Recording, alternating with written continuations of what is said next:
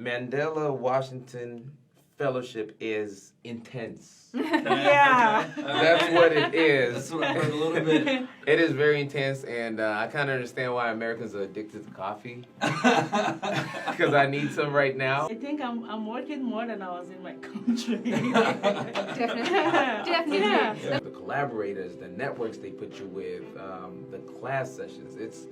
For me, it's just priceless. They make introductions between us and already people successful in their business, which good for networking and also to take more mentoring from them. Mandela Washington Fellowship was started by Barack Obama about 5 years ago, and its intention is to bring across Africa's top leaders under the age of 35 from across the continent, from almost every single country, I believe, and they bring them to different universities, state universities, or private universities too, across the United States. So they take, this year they've taken 700 young fellows under the age of 35 and put them at different institutions across the country. And we are 25 at this cohort from 20 different African countries. Right. And we study in different tracks, and our track is entrepreneurship. And this is funded by you, the American people, and I think it's a wonderful intervention into Africa's future in a way that goes beyond aid, in a way that actually makes an investment in the people. Yeah, so thanks to the American people. Yeah. My name is Faiza. I'm from Togo. I'm a physical therapist and lifestyle blogger. I own a medical facility which provides physical therapy services to patients, and I have a non-profit group which provides physical activity to women on weekends. I'm Varashini Pillai. I'm from South Africa, and I work in digital journalism and digital media innovation. And right now I'm working for a group of radio stations, and I'm very interested in how we can use digital mediums to reach more people with journalism that holds governments to account. My name is Ahmed and I am from Sudan.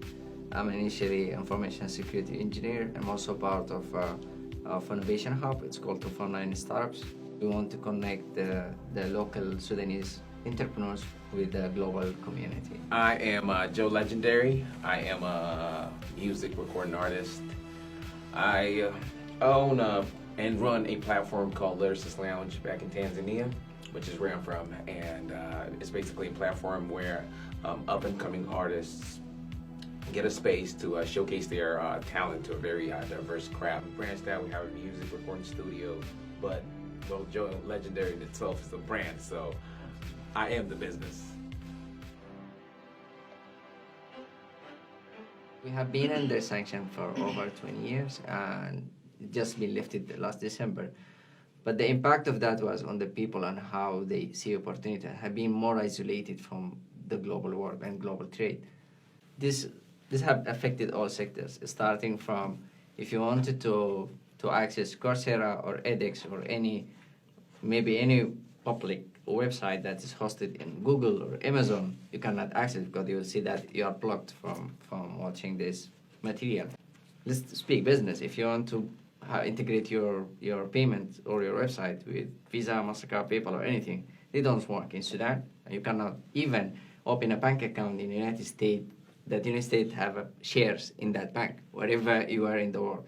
Sometimes you may want to take an exam. Is it either in health or in engineering, like Cisco, all these companies? You will not be allowed to do that. So the thing is, like, you are stuck and isolated in a country of 40 million people, and with bad education, bad health, poverty, bad economic, and above of that, even if you use the internet, you are not able to access these free resources or free information. That will go up to even an ability to accept investment or doing bank transfer from the country to outside. So this is the type of struggles that entrepreneurs facing in Sudan is make it very hard for them to work and to try to build something. It's in our country that if you want to build something, if you want something, you just need to build it by yourself. So I studied telecom engineering and I have been in a technology, and I believe that the technology is able to transform lives of people, especially in our country. So when we started the Innovation Hub, It was to build innovative and a platform to support the youth to build their businesses and help them grow their ideas to create more businesses, more jobs for people, and hopefully more better economics for that country. 2 years ago, I fall really sick, seriously sick. I was having a chronic back pain. I couldn't stand to work, and a physical therapist is nothing without his back.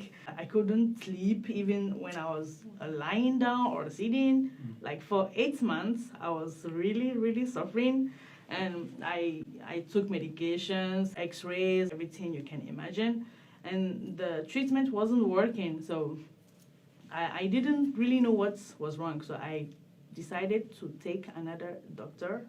So I went to another doctor and he told me, I don't know what's wrong with you, but if there is an advice I can suggest is start practicing sports. So I started practicing sports. I went to a gym, and for 2 months exercises, all my back pain disappeared like magic. I was like, wow, I have been taking drugs for 8 months. It wasn't working, and just because I started practicing exercise for 2 months, everything just disappeared. So it's turned my attention to my patients that I was treating and that was coming back over and over, like maybe 2 or 3 months ago after the end of their medical programs. Okay, I'm still having the knee, the pains on my knee. I'm still having the pains in my back.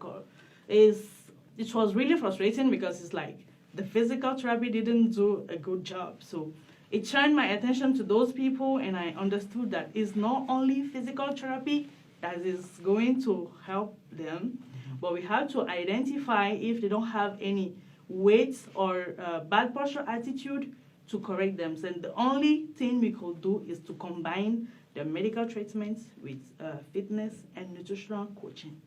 So this is what took me to entrepreneurship, because I had to do it. Where I was working, they didn't used to do this kind of programs there, and I'm not going to change. I'm not allowed to change the whole program, like the public health program. So I had to go on myself and try to do something innovative and more complete. When I was studying physical therapy, I didn't think that I was going to have my own business or something. I just wanted to be somewhere where I can help patients. But since I've discovered that I can't do that in this kind of conditions, I have to go back and start doing something on my own. For myself personally, the journalism business model is really broken. And there was a real strain on newsrooms that I was in and I was leading, where there was just not enough money, not enough resources to go around, because the advertising model was fundamentally broken. It didn't work anymore. And you guys have seen this in the US, bleeding subscriptions, bleeding audience, bleeding advertisers. And out of that to say, I love this thing called journalism. We have to find a way to do it better that doesn't burn out reporters and destroy people's lives, and also to create the kind of information that a democracy needs to thrive. A constructive journalism. Yeah. And also providing facts. I think we've seen across the world how important facts are as we've seen the rise of fake news.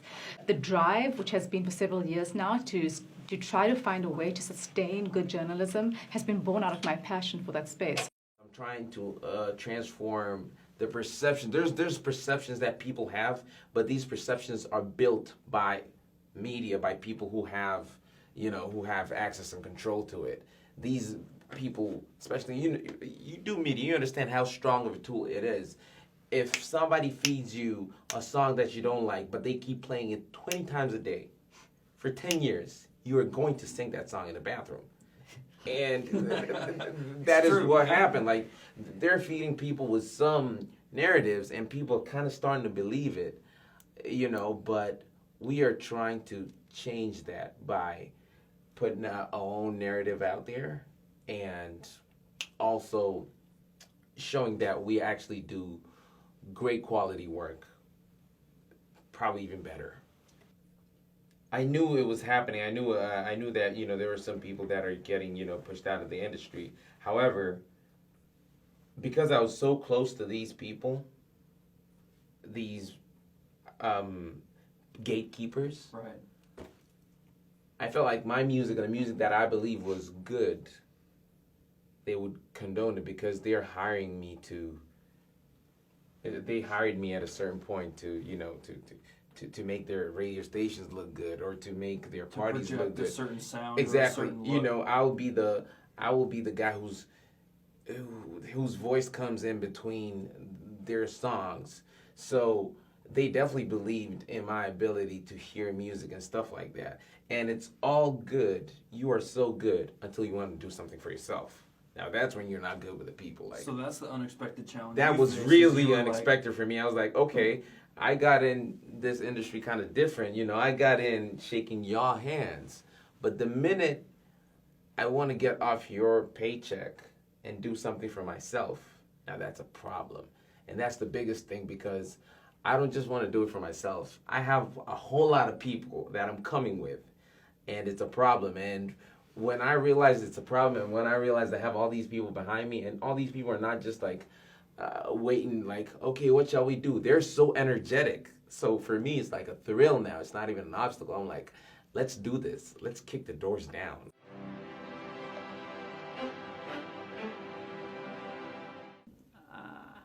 I dream a lot. I dream a lot, and the positive thing about it is I try to make something to make my dreams happen. And especially in the field of health, when you see the results on your patients, when the person comes to you very weak or with pain, suffering, and maybe after 1 month or 2 months, you see the result of what you have been doing, the person is healing, is feeling better, is like a kind of personal achievement. You feel really proud and really happy about it. And I think this is the kind of thing that pushes me every morning to go out of my bed, even if it's really hot here. And Really, I'm just a risk taker, and I've learned not to be scared to fail. Sometimes I almost expect to fail, and it's just built this resilience for me because, like, I've heard no so many times that I sometimes get a surprise when I hear a yes. I don't know how much time we have. I'm gonna tell you a really quick story. Do it. Like, when I got like the letter of acceptance to this program, I was like, nah, this can't be true because I probably had like 8 no's that week, and it was only a Tuesday. Like, so for me, I don't stop. I get the chance to visit the United States, America, Singapore. I got exposed to different ecosystems. And I think I saw the impact of how these new startups or new businesses able to transform these communities. And it was always that dream that when I go back home to change that, like by either by introducing someone to someone else, doing a little bit of mentorship, or maybe just a small advice, or maybe you just need to check this company out, what they're doing outside. And we actually have been seeing the impact of this stuff because after 3 years of working with people, we have been seeing companies being founded by youth, now raising a lot of money, creating jobs on over 1 million, 2 million customers. And it's actually going and inspiring another generation. Now they are going like, we want to be as this man that was successful, and in that, yeah. I think there is a bit of a conception, and that it might scare certain people off, like myself for a long time, who thought that I couldn't be an entrepreneur because I like to calculate everything. But there's a place for that in entrepreneurship. There's different ways of doing it. There's many different ways to do it. And yes, I'm going to fail, and yes, I'm going to hear the word no. But it's okay to be the kind of person who likes to sit back and plan. And yes, they'll tell you in entrepreneurship class that your plan's going to go out the window. But you know what? It's better than not planning in some ways. In many ways, it's better than not planning. So as much as the risk taker is the typical personality type of an entrepreneur, from what I've seen in our class is that there are a diversity of personality types, from extreme risk takers to people who are more like me, who like to look at a problem from every angle before acting. Mm-hmm. And I think there's value in both. It's always a gamble. You're not guaranteed a salary at the end of the month. You're not guaranteed that people will love your product. The person doesn't get the result expected. You are the bad one.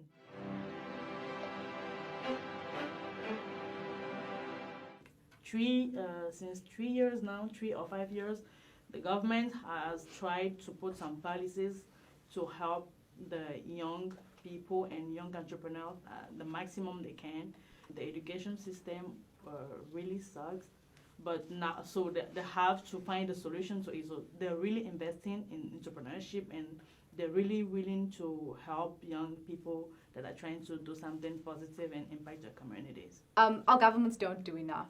Our governments should be doing far more to make entrepreneurship an easy thing to do. The barrier to entry is very high, and the risk is very high for young African entrepreneurs. There should be, if you compare to other countries like Australia, and I don't know enough about the US system, but the incentive to be an entrepreneur and start your business is much higher in other countries in terms of tax breaks, the cost of telecommunications, mentoring, and there's lots of startup and innovation and entrepreneurship programs to help us, but our governments at a structural level, through incentivizing, through tax breaks, through whatever it takes, could do far more so that they have more of us and we don't have to take such big risk. Because the thing about young Africans who are middle class is that we often carrying big families. If you are the first graduate of your, if you are a graduate, you know, you are generally not just providing for yourself and maybe your girlfriend, your wife, and your kids. You're generally providing for some cousins and some people behind you, your parents. And that's the burden on a young African person's shoulders. And our government should be doing more to empower us. Sorry. Yeah. I totally almost differ on that, and No. not as in she's wrong. It's just a Right. different situation in my country. Okay. Right. Let's just start that. There's almost no middle class in Tanzania. Okay. So the biggest problem with young entrepreneurs in Tanzania probably is that there's no young entrepreneurs in Tanzania. There's just a bunch of us that are trying to figure out what the hell we're doing and get it wrong so many times. Because it's not like, I skip college classes a lot. I don't even remember if we had an entrepreneurship class or not. But it goes back to how kind of messed up the education system is. Somebody, even if the incentives were put in my country today, most people in Tanzania might not put them into use because there's a lot about business that we don't know. You know, somebody might think, you know, it's probably just, you know, getting some cash, buying some merch, selling it, which has been like that for a long time, and I've also done it like that. But there's a lot of sciences and there's a lot of moving parts in business that people don't understand, and that's why a lot of businesses fail or don't grow or don't know that they're growing or don't know that they're failing. It happens all the time in my country. It happens that even people in the business community, like people who are making laws that will affect business people, don't know as much. Like, I'll be honest, that's the situation in my country. So what is needed is building young entrepreneurs from an educational level, empowering them with the skills and then the tools, you know, because they don't have knowledge about anything and you're giving them like 100% tax break, a 10-year tax break. They're not going to do anything with that. The education needs to grow first. We need to teach young people, young students, young kids how to be, you know, if they want to be, if they would ever be interested to be, you know, business people, how to make money, manage money, multiply money. All that needs to be taught first before even thinking about incentivizing the community. Because if it got incentivized right now, what would happen is the 1.5 or 2% of the rich people who really understand how things work would just become richer. Yeah. And it would just really kill out the little whiff of middle class that we have, and the poor people will, of course, become poor in that situation. We had this experience at the beginning 4 years back. We saw that the main obstacle was the money and the funding. But year after year, we got the support from big businessmen in the country and banks, and we got the money. Nothing came up. Because the issue wasn't in that the money is not there. The issue was the mindset of the people, and which is related to one, culture, two, education, and third, the exposure. Because no successful entrepreneurs in front of them, bad education system, and the culture is not encouraging. Like, you get graduated and people ask you to go to get to employment, get a job, and etc. Nobody learn you from the school to sell like sweets or anything for other students. This is a culture you adapt. This is not something that it's education, but also you need to live this as a culture. You see, so people, you want to be like this man, and I think this is the most important thing for me. I think you need to be changed. Sure.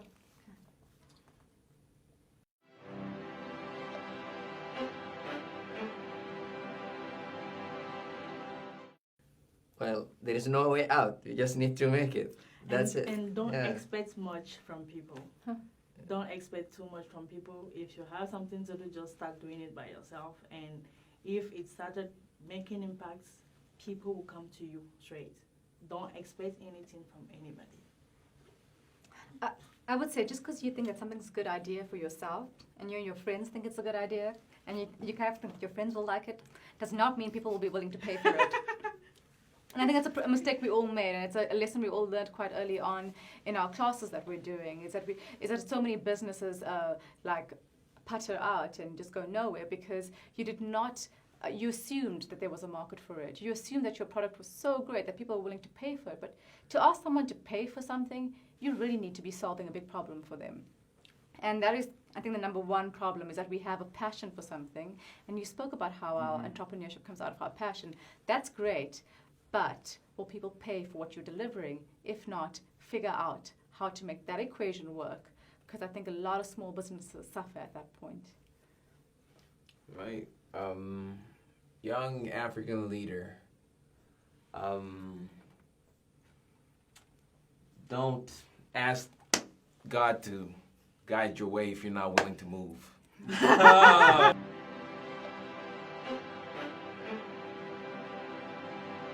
Who goes first? I? You. Oh my God.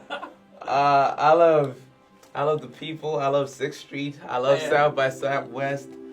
I love Austin. I really, really love Austin. Like, for real. I had a different perception about the entire state of Texas before I came here, but y'all, I love Austin. Like, this is some serious love I'm giving here. Like, I really love it. People are really friendly and helpful and nice, and Yeah. I wasn't expecting this because before we come, we were thinking like, you guys are really individualist. So if you need help, just Google it. Don't ask anyone. So, but people are really helpful here, so that's really great. It's amazing. I came in 2012 for South by Southwest. Yeah. So I kind of knew about Austin's reputation, and I was already like a little bit in love with the city. I thought it was an amazing city. 6 years later, I was wondering how the tenor and mood of the city had changed in the wake of a different presidential administration, and also given the fact that Austin has blown up as a destination, as a business city. And I wondered if it had lost that charm, you know, as a city, if there was like maybe a bit of paranoia in the streets as the only liberal place only a democratic city in a red state. And I got here and was, if anything, it was friendlier than I remembered. And it was so wonderful to see. So I had not had time to interact with that many locals during South by Southwest. So this experience has been like so startling for me. Like I have traveled widely, and I don't think I have ever met people as friendly as Austinites. Like I literally asked a family, I was like, do you get culture shock when you go to any other city in the world and realize that people aren't as friendly as you guys are? And they were like, actually we do, it's kind of hard. Because I was like, but they are so friendly. Like at one point, I love cycling, and I rented a bicycle for my time here.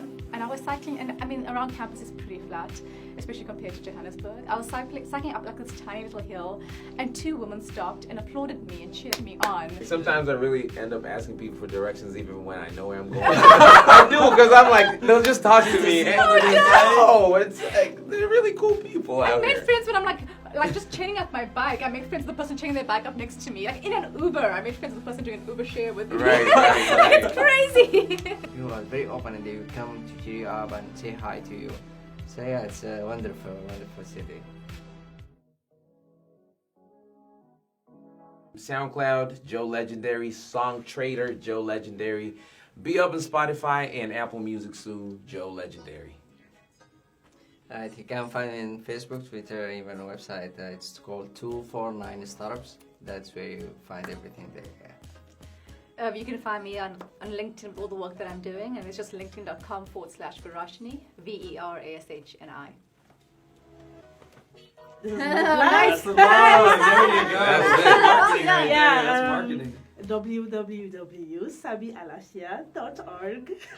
This is my blog where I write articles to talk about physical therapy, diseases, sport, and nutrition. So you can find me there or on Facebook, Instagram, and Twitter with my name, Sabi Faiza, S-A-B-I, Faiza, F-A-I-Z-A-H. Awesome. That's it. Thank you guys very Thank much. you. Okay. Thank-